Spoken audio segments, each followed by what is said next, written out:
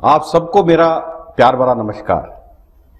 Discovery of spiritual India के इस कार्यक्रम में मैं आपका हार्दिक स्वागत करता हूं। भारत महान है। महान इसलिए है, यहां अनेक महापुरुषों ने इस धरातल पर जन्म लिया। हमारे भगवान ने भी यही धरती चुनी, बड़े बड़े महापुरुषों ने यही धरती चुनी। भगवान श्री कृष्ण, भगवान श्री राम, आदिगुरु शंकराचार्य जैसे महापुरुषों ने भारत की धरती ही चुनी। इसी धरती पर एक महान संत जो सरल थी और बचपन से ही उनमें देवी शक्तियां विद्यमान थी, उन्होंने भी इसी धरती को चुना। भारत के प्रथम प्रधानमंत्री श्री जवाहरलाल नेहरू, श्रीमती इंदिरा गांधी और अनेक नेतागण, महापुरुष, साधु मां के दर्शन करने के लिए उनके आश्रम में आते थे। उन महान विभूति का नाम पड़ा मां आनंदमयी। मां आनंदमयी का नाम भारत में तो है, भारत के बाहर भी हर कंट्री में, हर देश में उनका नाम आज भी जीवित है। मां ने अनेकों लीलाएं रची, मां ने अनेकों लोगों को कृपा की। आज हमारे इस कार्यक्रम में मां आनंदमयी के बारे में और जानने के लिए, मां आनंदमयी संघ के मिशन, विजन, ऑब्जेक्टिव्स को और समझने के लिए हमारे साथ एक ऐसे व्यक्ति है जिन्होंने बचपन से ही मां के दर्शन किए, मां के साथ रहे और आज भी इस आश्रम में वे काम कर रहे हैं। हम स्वागत करना चाहते हैं सोमेश चंद्र बनर्जी जी का। श्री बनर्जी यहाँ के जनरल सेक्रेटरी है, मां आनंदमयी संघ के जनरल सेक्रेटरी हैं और सारा कार्यभार ये अभी देख रहे हैं। सर, आपका बहुत बहुत स्वागत है, वेलकम है और मैं आपको धन्यवाद देना चाहता हूं कि आपने समय निकालकर हमारे इस कार्यक्रम में उपस्थित हुए। आपको बहुत बहुत हार्दिक धन्यवाद। सबसे पहले तो यही जिज्ञासा है, मां आनंदमयी के साथ आप बचपन से ही रहे, तो हमारे दर्शकों को आप मां के बारे में, उनके बचपन के बारे में, आपने एक बुक भी लिखी जो 6-7 वॉल्यूम्स में मां की पूरे डिस्कोर्सेस या उनके जो प्रवचन है या टीचिंग्स है, एक वॉल्यूम, उनको आपने कंसाइज करके एक में लिखा।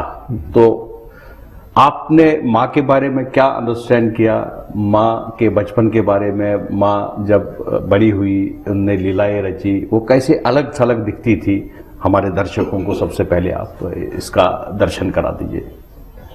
हम लोग हिंदुस्तान में तो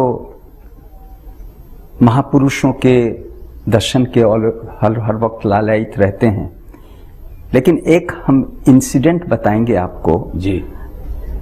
एक विदेश से एक फ्रेंच टेलीविजन प्रोड्यूसर जी, आर्नल्ड डिजर्ट, बहुत फेमस थे, वो आए थे। उन्होंने सारा भारतवर्ष घुमा, उसके बाद माँ के पास आकर के कुछ दिन उन्होंने माँ के पास व्यतीत किया।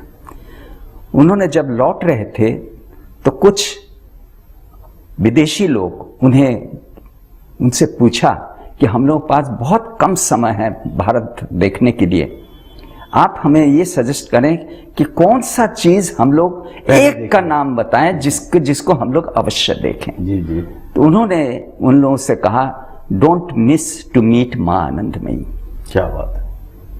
मतलब ये एक विदेशी का ये एक वर्णन है मां के बारे में कि और कुछ भारत का देखो चाहे ना देखो, लेकिन मां आनंदमयी का दर्शन जरूर करना। तो ऐसा था मां का प्रभाव और मां का व्यक्तित्व और मां का धार्मिक ऑरा। तो ये था। बचपन में मां कैसी थी ये तो मुझे देखने का सौभाग्य नहीं मिला, लेकिन 1949 में जब मैं 7-8 साल की थे तो उस टाइम में मां का दर्शन पहले टाइम किया था। तो रूप अपूर्व थे, मतलब और सौंदर्य सौंदर्य, एक दैविक सौंदर्य उनके अंदर हर समय प्रस्फुटित होता रहता था। और एक उज्जवल, अगर लाखों लोगों के बीच में अगर पूछा जाए कौन आनंदमयी माँ है, तो किसी को बताने की जरूरत नहीं, वो खुद चुन लेगा कि इनमें से यही आनंदमयी माँ है। ऐसा था उनका व्यक्तित्व। तो माँ का जन्म कहाँ, कलकत्ता में हुआ? नहीं, माँ का जन्म हुआ था अभी जो बांग्लादेश है, जी जी, वहां पर त्रिपुरा डिस्ट्रिक्ट में, त्रिपुरा जिले में, जी जी, वहां ब्राह्मणबेड़िया डिस्ट्रिक्ट आजकल है, वहां पर एक खेवड़ा ग्राम है, गांव, बहुत ही इंटीरियर, वहां पर माँ का जन्म हुआ था। और माँ का जन्म भी बड़ा अपूर्व था। जन्म होते ही माँ कोई रोई नहीं थी। उनका जन्म के ऊपर भी बहुत सारे प्रश्न हैं कि वो मतलब उनका कोई साधारण शिशु जैसा उनका जन्म नहीं था, उनका प्रकाश हुआ था। और प्रकाश होने के बाद उनका जो है क्या नाम, छत के ऊपर से जो है आम का पेड़, फूस का छत था, आम के पेड़ दिख रहे हैं, वो सब चीज उन्होंने बताया। उन्होंने ये भी बताया कि हमारे जन्म के बाद फलाने आए थे देखने के लिए, तब उनके माता जी को चिंता करना, हाँ सचमुच, तो मतलब उस समय से उनका ज्ञान पूरा था, पूर्ण ज्ञान लेकर के वो पैदा हुए थे। जब वो 7-8 महीने के थे तो उनकी पैतृक ये जो गांव था विद्याकूट, वहां पर वो ऐसे उस टाइम में घुटने पर क्रॉलिंग करते थे। एकाएक एक महापुरुष का वहां पर ही प्रकाश हुआ। उन्होंने माँ को गोद में लिया और लेकर के जो है सर पे उनके पैर को स्पर्श किया। उसके बाद जब बैठा करके उनके सामने जो कुछ क्रियाएं की, पूजा की क्रियाएं की, तब तक माँ वो आ गई कि जी ये कौन अनजान, एक बहुत दैविक मतलब सन्यासी पेश में। तो उन्होंने कहा कि प्रणाम किया, प्रणाम करके फिर उन्होंने उस बच्चे को उठाया और उनके गोद में देके कहा कि ये कोई साधारण नहीं है, ये माँ है और ये तुम्हारे घर में जो है नहीं रहेगी। तो ये कह करके वहीं पर वो अप्रकाशित हो गए। मतलब ये एक दैविक लीला हुआ था। तो उन्होंने जो है फर्स्ट टाइम ये प्रकाश किया कि ये विश्व जननी माँ इस रूप में प्रकट हुई है। तो सर वो बांग्लादेश से फिर इंडिया कैसे शिफ्ट? बांग्लादेश में करीब वो 32 साल तक बांग्लादेश में ही रहे, उधर उस तरफ ही रहे। अच्छा। उनकी पेरेंट्स के साथ? हाँ, उनके छोटे, जब 13 साल उम्र था उनकी शादी हुई। शादी एक उनसे करीब 15-16 साल उम्र बड़ा। बाद में वो बहुत बड़े संत हुए और माँ का वही पहला शिष्य। अच्छा, उनके अपने ही पति? अपनी पति।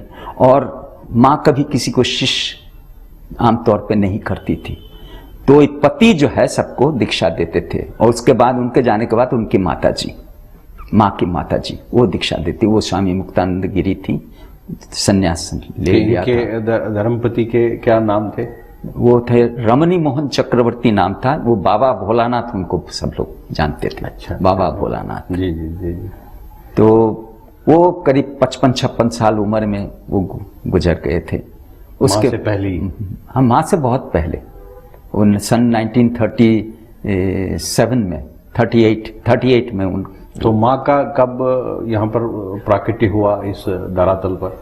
माँ वहाँ से जो है सबसे पहले 1926 में जन्म हुआ। माँ का जन्म हुआ था 1896 में। 1896 और 1926 में माँ को वहाँ के ढाका के डिप्टी पोस्ट मास्टर जनरल थे, वो प्राण गोपाल मुखोपाध्याय। उन्होंने कहा आप हमारे गुरु के पास हम आपको ले चलना चाहते हैं। तो उन्होंने बालानंद ब्रह्मचारी जी के शिष्य थे, वो बहुत बड़े संत थे बालानंद ब्रह्मचारी, करीब 100 साल उम्र था। उनके यहाँ देवघर बिहार में देवघर वहाँ ले गए, झारखंड में है। हाँ, तो वहाँ ले गए। उनको देखते ही, माँ को देखते ही वो दौड़ के आए कि बेटी तुम उस दिन हमारे पास आए थे, मैंने तुम्हारे लिए कुछ कर नहीं पाया, तुम्हारी सेवा कुछ कर नहीं पाया। आज तुम उस टाइम में तुम दैविक शरीर लेके आए थे, आज तुम अपना शरीर दिखाने आए, स्वयं आ गए। स्वयं आ गए। सब लोग ताज्जुब, क्योंकि माँ कभी बंगाल से बाहर कभी गई ही नहीं थी। तो माँ ने उनसे कहा, हाँ पिताजी तुम्हारा शरीर बहुत खराब था, इसलिए बच्ची तुम्हारे देखने के लिए आ गई थी। तो ये भी उनके अंदर शक्ति जो है कि कहीं भी चले जाना, ये तब जो है लोगों को प्रकाशित हुआ। तो उन्होंने कहा था कि ये स्वयं भगवती हैं, बालानंद ब्रह्मचारी ने कहा था ये स्वयं भगवती हैं और इनको साधारण महात्मा जैसा मत समझना, ये कुछ विशेष कार्य के लिए आई हैं, कार्य समाप्त होते चली जाएंगी। ये माँ का था। तो फिर इंडिया फिर at the age of she migrated to India at the age of 37? नहीं, फिर आई वो करीब 1932 में जी, देहरादून। अच्छा, सीधे देहरादून? हाँ, बांग्लादेश से? बांग्लादेश से देहरादून आए। देहरादून से भी जो है उन्होंने विजन किया, रायपुर एक छोटा सा पहाड़ के ऊपर एक आश्रम है, अभी दैट इज द फर्स्ट आश्रम कैन कॉल, और सेकंड आश्रम। तो वहां पर जो है माँ आई, बाबा भोलानाथ, माँ और माँ के संग एक वो हमारे कृषि विभाग के बहुत बड़े अफसर थे, वो रिटायर कर गए थे, वो भाई जी उनको सब लोग कहते थे। ये 3 लोग माँ के पास यहाँ आए।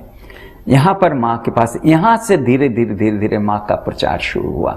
सब लोग माने माँ इतने रैपिडली मूवमेंट था कि जो है कभी 2 रात 3 रात भी एक जगह नहीं बिताती थी, कभी मिडनाइट में चल दी किसके कॉल पे।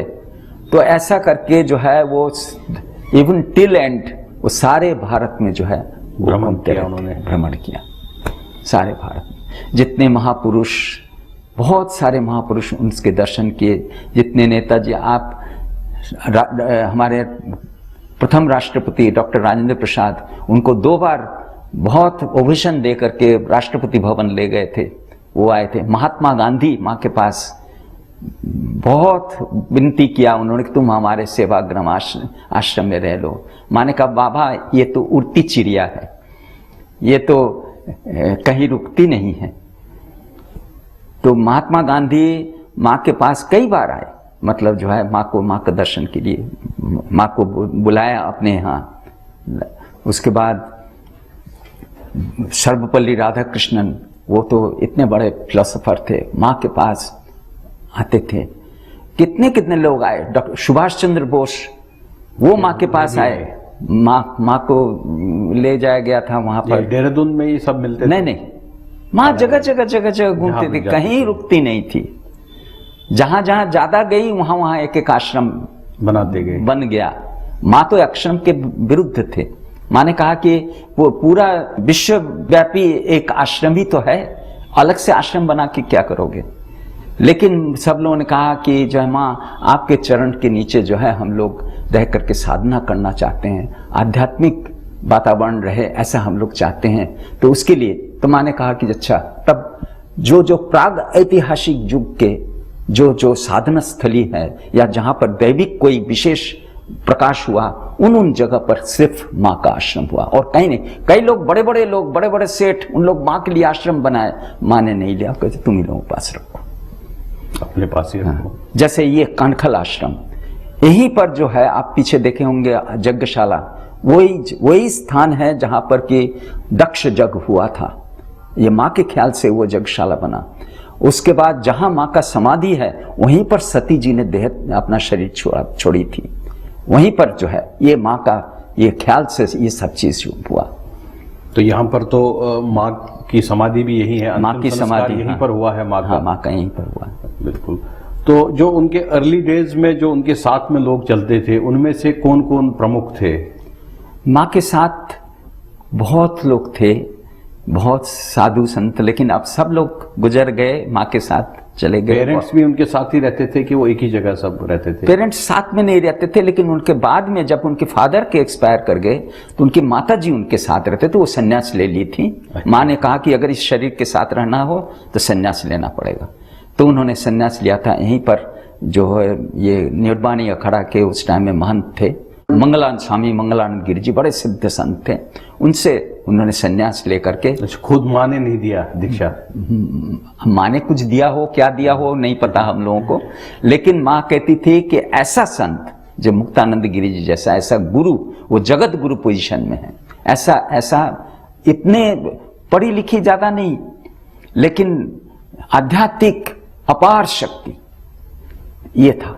उनका भी समाधि यहीं पर है, छोटा आश्रम उस तरफ। मुक्तानंद जी। तो ये जो माँ के जो शिक्षा हुई या उनकी जो पढ़ाई हुई सर, उनको वो तो किस क्लास तक किया? वो तो प्राइमरी स्कूल में उनके भी संपर्क में एक दादाजी थे, उन्होंने जो है वो टीचर थे, तो माँ पढ़ती थी, लेकिन ये कि जो पढ़ाई करने का टाइम नहीं मिलता था, उनके 3 छोटे भाई और थे, उन लोग बहुत बीमार रहते थे, तो उन लोग को देखभाल करना पड़ता था, तो इसलिए कि क्लास में जो चीज पूछे उसका जवाब मिल जाता था, तो उनको promotion, out of turn promotion दे करके क्लास 2 में कर दिया, लेकिन वो भी 1 आध महीने ही जा पाए, फिर जा नहीं पाए, बस वहीं पर पढ़ाई खत्म। ना माँ लिखती थी ना कुछ करते। हाँ, लिखा हुआ आपको म्यूजियम में उनका लिखा हुआ मिलेगा, बहुत सुंदर लिखा हुआ, बंगाली में ही? बंगाली में। ठीक। तो सर जो माँ थी, तो माँ ने यहाँ जब भारत आने के बाद कितने साल फिर भारत में निकाले? उनका जो उसके बाद जो हुई हाँ, 1946 में माँ लास्ट बांग्लादेश गई। ढाका में माँ का आश्रम था, ढाका में और सिद्धेश्वर में 2 आश्रम था, और खेड़ा में भी 2 आश्रम है। तो वो लास्ट 1946 में गई। उसके बाद फिर माँ पार्टीशन हुआ। पार्टीशन के बाद बांग्लादेश, पाकिस्तान या और कहीं माँ नहीं गई, सिर्फ माँ हिंदुस्तान में। तो ब्रह्मलीन किस माँ का ब्रह्मलीन हुआ देहरादून आश्रम में। कौन से ईयर में सर? 1982, 27 अगस्त। अच्छा, अभी कुछ मतलब ज्यादा टाइम नहीं हुआ है। हाँ। 82 में ही है। लेकिन शरीर यहाँ लाया गया, सारे संत हरिद्वार के पहुंच गए थे, उन लोग सारे प्रोसेशन करके उन लोग जो है यहाँ लाए, नेडवानी अखाड़ा के महंत, उन लोग सब लोग जो है, उन लोग कहा जो माँ का शरीर जो है हम लोग रखेंगे, दफना माने समाधि होगा, तो इसलिए जो है उन्हीं लोगों के डिसीजन से ये समाधि हुआ। ये जो मंदिर बना, ये इंदिरा गांधी ग्लोबल टेंडर करके ये मंदिर का जो है नक्शा मंगवाया, और इसमें राजीव गांधी भी जो है, इंदिरा गांधी इसका फाउंडेशन स्टोन गाड़ करके फिर तो उनका शरीर अंत हो गया। फिर राजीव गांधी जो है इसमें काफी मदद किए थे, और ये मंदिर बना, बहुत सुंदर मंदिर बना। जी, बहुत सुंदर मंदिर है। हमने कल समाधि के भी दर्शन किए, और बहुत ही अच्छी वहाँ पर वाइब्रेशंस हमें देखने को मिली, और महसूस भी हमने किया मंदिर में बैठ के, बड़ा शांत वातावरण था। तो ये तो रहा हमारे अभी तक आप लोगों ने माँ आनंदमयी के बचपन के बारे में जाना, वो कैसे बांग्लादेश में 46 तक वहाँ आती जाती रही, बांग्लादेश में ही उनका जन्म हुआ, उसके बाद वो भारत आई, और सबसे पहले देहरादून में उन्होंने एक आश्रम छोटा सा ही बनाया, और फिर पूरे भारत का भ्रमण माँ ने किया, और माँ ने अनेक 26 जगह आश्रम है, 26 प्लेसेस पर माँ के आश्रम है। और जैसे सर ने बता दिया कि वो बड़े आश्रम के पक्ष में नहीं थी, तो उनका यही लग रहा था कि ये पूरा संसार ही एक आश्रम है, और इसी आश्रम में हमें रहना चाहिए। माँ के बारे में, माँ की लीलाओं के बारे में चर्चा करेंगे।